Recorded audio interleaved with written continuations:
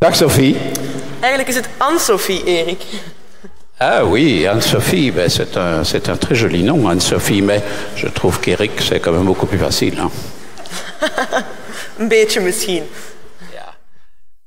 Ben, on nous a demandé, Sophie, non, Anne-Sophie, on nous a demandé de vous entretenir d'un sujet très important pour le Rotary, qui est comment attirer ce que nous appelons les jeunes professionnels. Et en fait, je suis tout de même un petit peu embarrassé parce que je ne me considère pas vraiment comme un jeune professionnel. Moi, je suis plutôt ce qu'on pourrait qualifier de vieux professionnel. Goh, ik zou jou eerder als een experienced professional. Moi, je te considérerais plutôt comme un professionnel expérimenté. C'est vraiment très aimable de ta part et heureusement, j'ai la chance d'avoir aujourd'hui avec moi une charmante et véritable jeune professionnelle. Ik denk inderdaad dat ik wel tot de categorie... En effet, je pense que je fais partie de la catégorie des jeunes professionnels. Anne-Sophie, peut-être que tu peux nous expliquer ce que sont les jeunes professionnels. Qu'est-ce que nous appelons les jeunes professionnels? Zeker. Certainement, lorsqu'on consulte la littérature scientifique et lorsqu'on regarde comment on peut décrire les jeunes professionnels, on constate qu'aujourd'hui, on parle de la génération Y, qu'on appelle parfois les millennials ou la génération Internet. On parle de personnes nées entre 1980 et l'an 2000. Des personnes ayant entre 20 et 40 ans. Et si on parle des jeunes professionnels dans Rotary et après la présentation, on va parler de Rotaract. Je pense en tout cas qu'on peut parler de personnes entre 25 et 40 ans. Les personnes ayant entre 20 et 25 ans vont entrer par le biais d'un Rotary Club, mais aujourd'hui on parle plus spécifiquement de personnes ayant entre 25 et 40 ans qu'on veut attirer dans un Rotary Club. Vous les voyez ici. Nous ne voulons pas faire la concurrence au Rotaract, bien entendu, mais vous avez entendu qu'il y a cette possibilité de dual membership.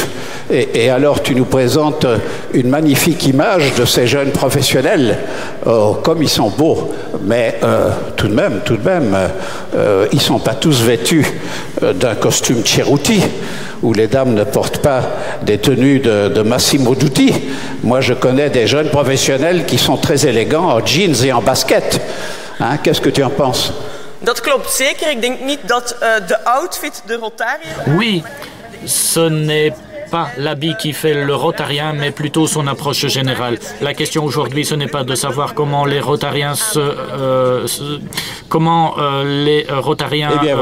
pour se rendre dans les clubs, mais plutôt comment on peut les attirer. Pour attirer ces jeunes professionnels dans nos clubs Rotary. Ce que nous allons vous raconter est en partie basé sur ce que nous avons recueilli au cours de certains workshops organisés avec des jeunes professionnels qui sont déjà membres du Rotary, d'une part, et d'autre part, comme Anne-Sophie l'a dit, certaines données qu'on trouve dans la littérature.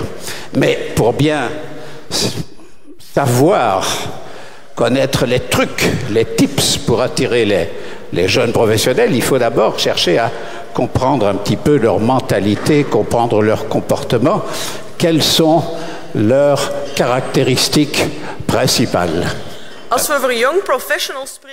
Si on parle de jeunes professionnels, on pense à de jeunes gens qui sont en train de développer leur carrière, ils sont en train de décider de leur tracé professionnel. Ils sont dans une catégorie d'âge où ils fondent une famille, où ils rencontrent un partenaire et ils ont donc besoin de beaucoup de temps pour s'occuper de cette famille.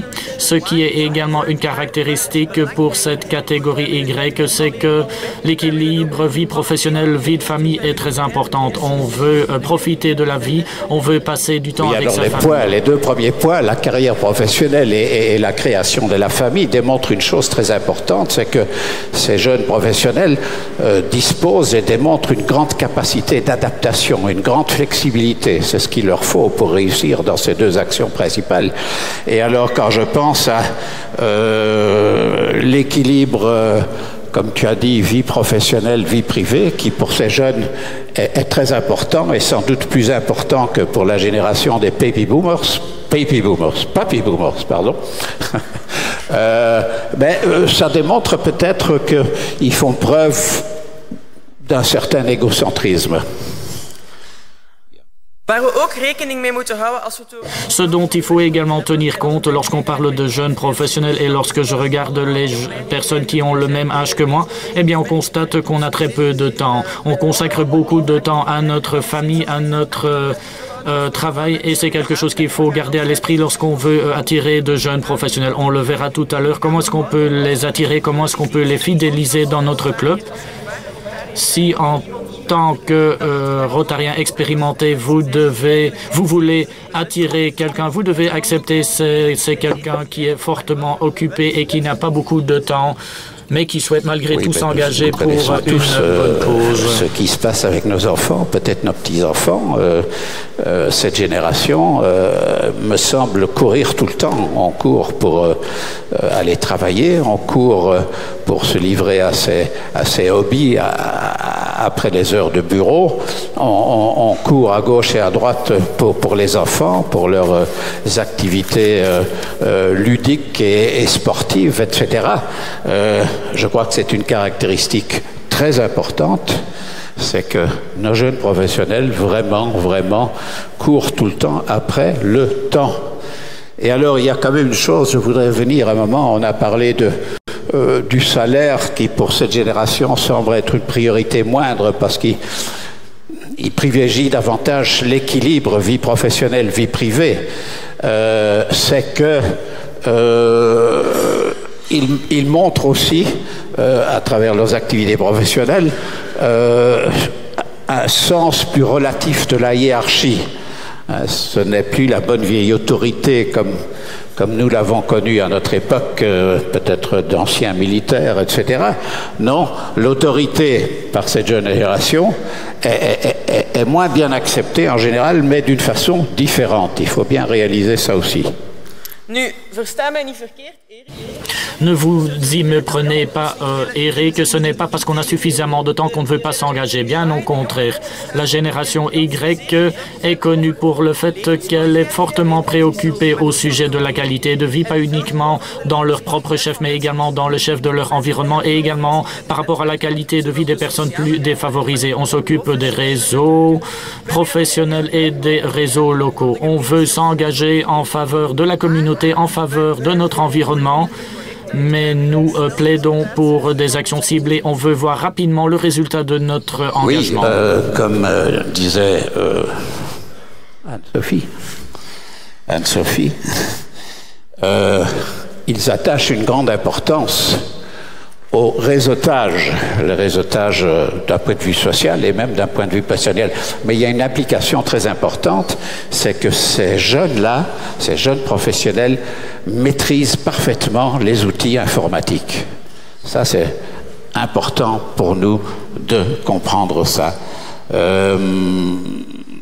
Et ils démontrent, de manière générale d'ailleurs, également à travers leur engagement auprès du Rotary, une grande volonté d'entreprendre dans leur vie professionnelle. Ça se remarque aussi très souvent.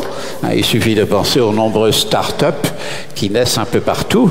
Il y a une grande volonté d'entreprendre auprès des gens de cette génération-là. Et tu as dit, je crois, qu'une chose très importante, ils privilégient les actions concrètes. Absoluut. Concrète, absoluut, hein, de ben je mee eens. Hein. Absoluut. Dus, pas de blablabla, pas trop de blablabla. Ces jeunes sont orientés projet, et non seulement orientés projet, mais ils veulent voir des résultats. Ils veulent mesurer la performance de ce qu'ils ont entrepris. Ça, c'est extrêmement important de comprendre ces caractéristiques-là. Nu kunnen we misschien ons afvragen. Et maintenant, on peut se demander comment on va les recruter dans le club. Comment est-ce qu'on va s'y prendre? On sait qui ils sont, on sait ce qui les caractérise, mais comment est-ce qu'on peut attirer les jeunes professionnels dans le club? On a énuméré plusieurs conseils. Bien évidemment, on peut encore en ajouter. Premier conseil, inviter ce jeune professionnel pour un petit déjeuner ou pour un événement after work et donnez-leur l'opportunité d'apprendre à connaître votre club de manière informelle dans le cadre d'un événement. Oui, nos jeunes professionnels sont fort occupés pendant la journée, sont fort occupés le soir par leur vie de famille. Donc il faut essayer de les attirer durant leur temps libre. Ben, le temps libre, c'est tôt le matin, d'où l'idée des petits déjeuners. Et certains business clubs, comme le B19 pour ne pas le nommer, attirent des dizaines de jeunes professionnels lors de réunions petit déjeuner qui commencent à 7h30, 8h du matin et qui durent jusqu'à 9h. Maintenant, je crois que pour le Rotary, ce genre de choses-là est un peu plus difficile. C'est pour ça que nous nous concentrons, je crois, Anne-Sophie, sur les after-work. After-work, c'est quoi? C'est une réunion qui a lieu après le travail, par exemple de 6 à 7 ou de 6h30 à 7h30, après le travail, un jour de semaine donc. Alors, ce qui est important également, nous avons dit, nous vraiment sont orientés objectifs. Il faut qu'on voit le résultat de ce que nous faisons. Alors, on souhaite savoir également quels sont les projets sociaux que vous organisons. C'est d'ailleurs quelque chose qui m'a convaincu. Moi, je voyais ce que faisait mon club, les actions sympas menées. Et je me suis dit, là, je vais participer. Donc, montrez-le bien quand les jeunes viennent, montrez votre club et parlez bien de tout ce que vous faites, le fundraising, les soirées débat que vous organisez et montrez surtout les résultats, tout ce que vous obtenez par vos actions. Quels sont les dons que vous avez pu faire, avec quelles bonnes œuvres avez-vous travaillé? C'est ce qui interpelle. Moi également, c'est ce que je m'étais dit, tiens, c'est sympa, je veux moi également apporter ma pierre à l'édifice, donc ne soyez pas trop humble, montrez bien ce que vous faites dans votre club. Ces réunions after work qui doivent être très informelles, ça ne doit pas être une espèce de grand-messe. Il faut leur évidemment parler du Rotary, c'est le but, présenter les actions globales locales du Rotary et surtout, comme l'a très bien souligné Anne-Sophie, mettre en avant les résultats que nous obtenons par nos actions, puisqu'ils sont, rappelez-vous, ils sont fort results driven.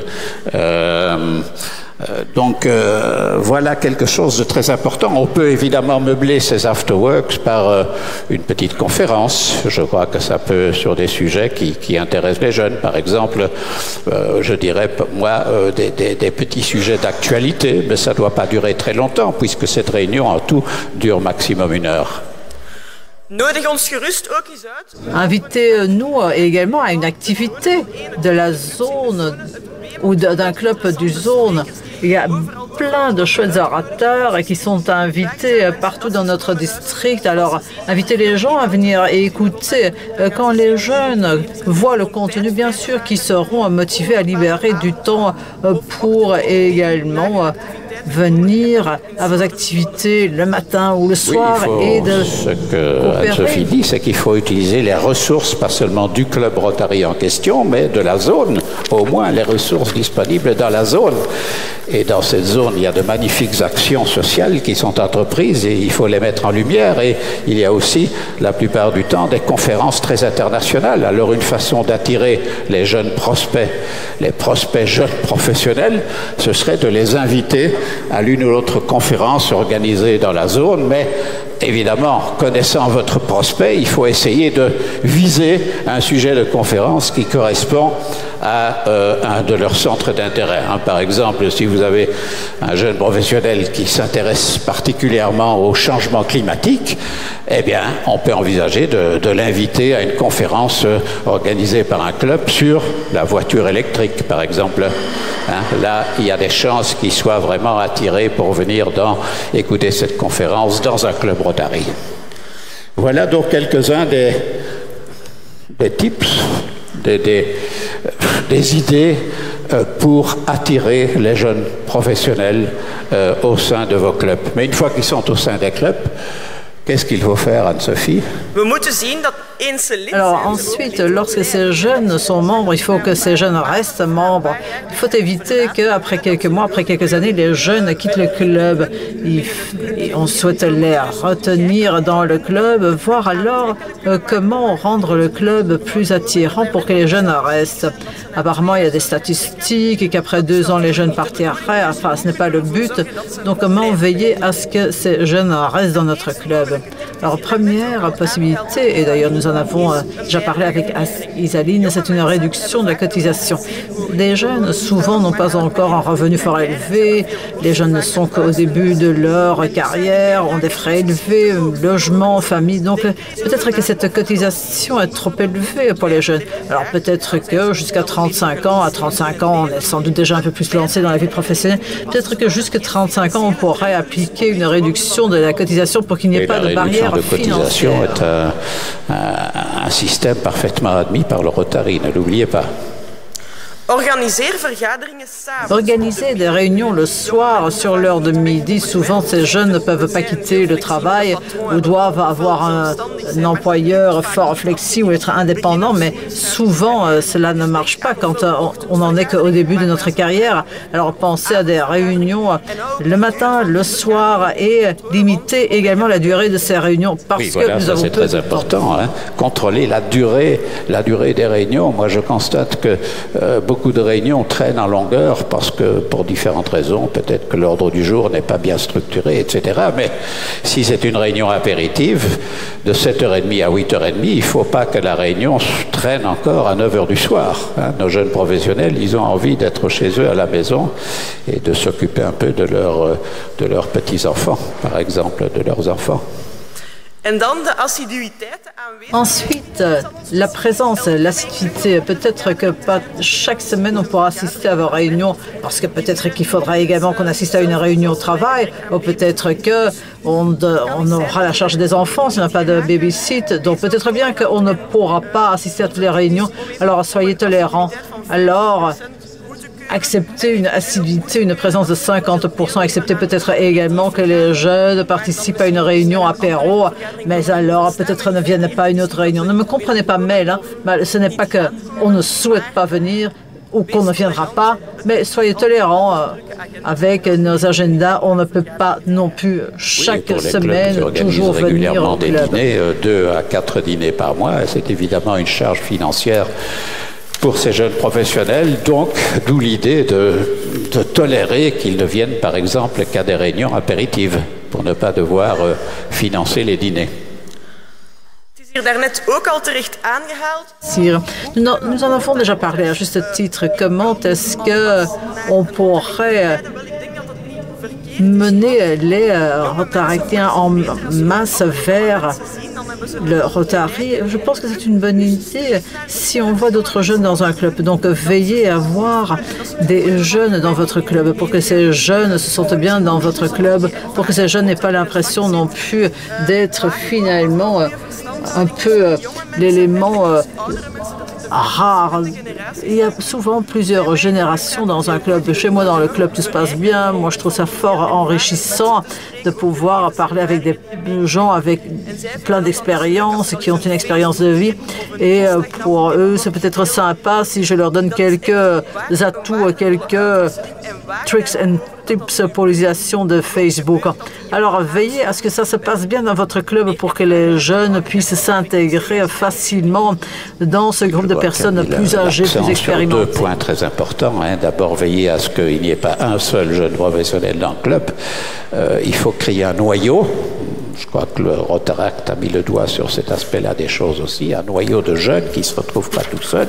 Et alors, bon, on peut pinailler à propos des chiffres. Nous, on a, de façon arbitraire, dit que ça devait être un minimum de 20% des membres. Donc, pour un club de 20, ça serait 4. Pour un club de 40, ça serait 8.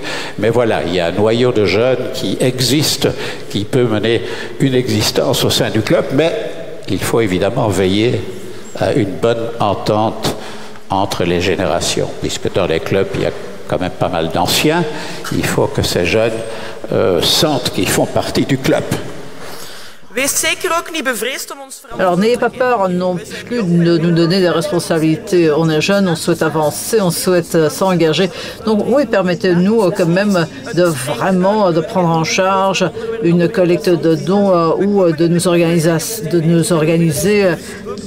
occuper d'une conférence. On veut venir dans le club, on veut participer aux activités. Donc, si vous attirez des jeunes, dites-leur, voilà, est-ce que vous pourriez également vous organiser quelque chose vous-même? Et bien sûr que directement, oui, là, se sentira beaucoup plus très impliqué. Importante. Il faut les impliquer dès le début, leur donner un rôle actif au sein de ce club, tout en reconnaissant le fait qu'ils ont peut-être moins de temps que les anciens du club. Il y a un club, on m'a parlé d'un club par exemple, auquel les dirigeants du club ont dit à leurs jeunes, ils ont dit voilà, vous organisez une réunion de club par mois, c'est votre réunion, vous décidez de ce que vous voulez faire et dire à cette réunion, vous fixez l'agenda, c'est votre réunion. Et voilà, je crois que ça c'est une façon intéressante de faire les choses et on peut aussi confier à des jeunes professionnels, par exemple, la tenue du site Facebook du club. Hein. Vous savez que le Facebook est tout de même, pour nous, Rotariens aussi, peut-être l'outil de communication externe très important. Confier la tenue d'un site Facebook, d'un compte Facebook à l'un de vos jeunes professionnels. Parrainage.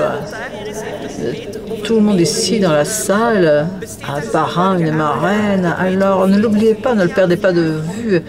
Parrain ou marraine, c'est vraiment la personne indiquée pour permettre à ce jeune professionnel de s'intégrer, pour que ce jeune se sente bien dans le club et pour que ce jeune également apprend à connaître ce qui se fait, ce qui ne se fait pas. Alors organisez également les maiden speeches. Permettez à ces jeunes d'expliquer ce qui les occupe chaque jour. Ainsi, on peut avoir un échange entre les expériences des anciens et les expériences des nouveaux. Le parrain est un rôle très passif, c'est ce que nous observons. Donc, lorsqu'on accueille des jeunes professionnels dans le club, il faut vraiment que le parrain soit prêt à s'impliquer pour favoriser leur intégration, pour les conseiller, pour les orienter, etc. Et alors les maiden speech, oui. Autre sujet qui vont intéresser nos jeunes professionnels. Les maiden speech étaient pratiqués abondamment par le passé. Ça avait l'air de disparaître un peu, mais je constate qu'il y a un renouveau des maiden speech dans les clubs. Mais voilà, c'est un sujet qui est de première importance pour nos jeunes professionnels qui sont dans cette phase de construction de leur carrière. Donc toute l'expérience que nous, les anciens, pouvons leur apporter dans ce domaine-là sera extrêmement bienvenue.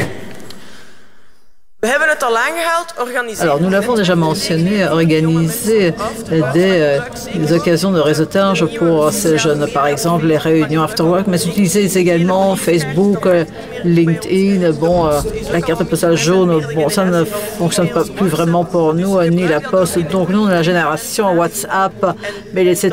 Donc, faites le nécessaire pour cela. C'est peut-être également sympa pour les plus anciens dans le club de tester toutes ces nouveautés. Alors, impliquez également le partenaire. Souvent, ce sont des personnes qui sont en ménage depuis peu, ou ce sont de jeunes ménages, où on travaille à deux, où on a de jeunes enfants. Donc, alors, c'est toujours sympa de pouvoir demander au partenaire de vous accompagner pour que le partenaire voit ce qui occupe le jeune professionnel. Donc, mon partenaire, par exemple, apprend également à connaître les autres membres du club. Entre-temps, mon partenaire vient également à toutes ces activités de collecte de dons, parce qu'ainsi, ils se sont également impliqués dans... Peut-être que si je peux résumer, une bonne partie des choses que nous avons dites, c'est, comme le dit notre nouveau président international, M. Maloney, il faut créer un Rotary famille et boulot compatible. Cette chose-là est d'autant plus importante pour nos jeunes professionnels.